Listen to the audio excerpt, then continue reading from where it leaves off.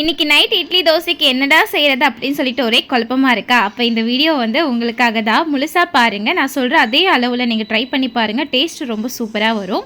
ஹெல்த்தியான கொத்தமல்லி சட்னி தான் பார்க்க போகிறோம். 2 மீடியம் சைஸ் வெங்காயம், 3 மீடியம் சைஸ் தக்காளி, 3 பச்சை மிளகாய், 2 காஞ்ச மிளகாய், கொஞ்சமாக புளி, 10 பல்லு பூண்டு, 3 ஸ்பூன் கடலைப்பருப்பு, கொத்தமல்லி ஒரு கட்டு, 4 கொத்து கருவேப்பிலை எடுத்துக்கலாம். 1 தேங்காய் பத்தை எடுத்து வச்சுக்கலாம். இப்போ எண்ணெய் விட்டுட்டு கடுகு போட்டு பொரிஞ்சதுக்கு அப்புறமா நம்ம எடுத்து வச்சுக்கிற கடலைப்பருப்பு, பூண்டு, காஞ்ச மிளகாய் அதுவும் நல்லா பொரிஞ்சு வதங்கினதுக்கு அப்புறமா கட் பண்ணி வச்சுக்கிற வெங்காயம், பச்சை மிளகாய் போட்டு கண்ணாடி பத அளவுக்கு வதக்கிக்கலாம். அதுக்கப்புறமா தக்காளி, தேங்காய் பத்தெல்லாம் போட்டு வதக்கி எடுத்துக்கலாம். கூடவே புளியும் சேர்த்து வதக்கி எடுத்துக்கலாம். அதுவும் நல்லா வதங்கினதுக்கு அப்புறமா நம்ம கட் பண்ணி வச்சிருக்கிற கொத்தமல்லி, கருவேப்பிலையும் சேர்த்துட்டு கொஞ்சமாக பெருங்காயத்தூள், தேவையான அளவு கல்லுப்பு போட்டு நல்லா வதக்கி எடுத்துக்கலாம்.